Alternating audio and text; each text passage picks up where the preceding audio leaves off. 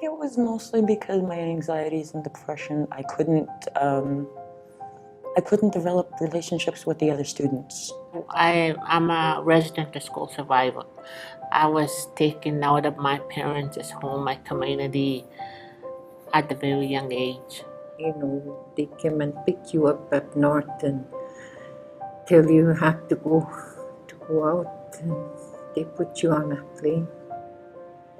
And then that's it. You look at your parents and they look at you, and then they take you out to school.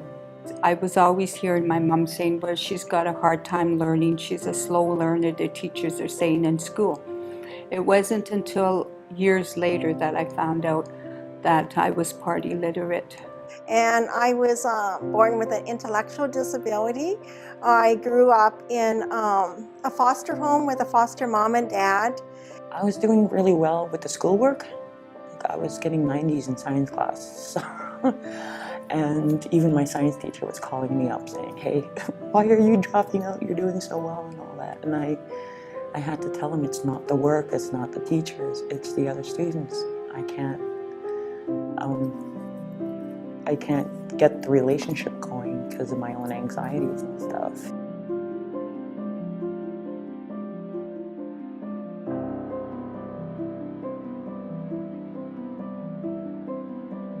I didn't speak a word English, and yet they expected me to obey everything, and you get slapped in the face if you or hit or somewhere. You didn't. And you couldn't even speak English when you got there. You didn't know how to speak English, you know, when you got to the city where they, you know.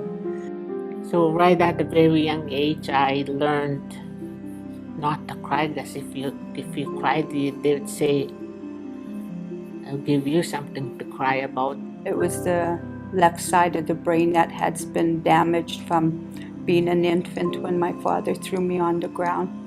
And that because he didn't want to hear me crying, he came home drunk. You say to yourself, what am I doing here? I'm supposed to be back at home with my parents. You know, but it was very hard. I was abused there. Oh, I think I was about 33. I went back to school and my reading skills had dropped quite a bit, where I only had about a grade 3 reading skill.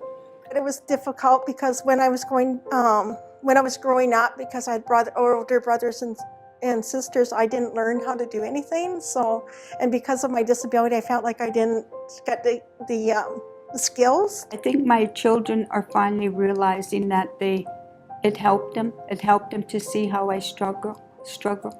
And I've always tried to teach them to be men, because they're boys. And when they were boys, I used to say, I don't want you being on welfare.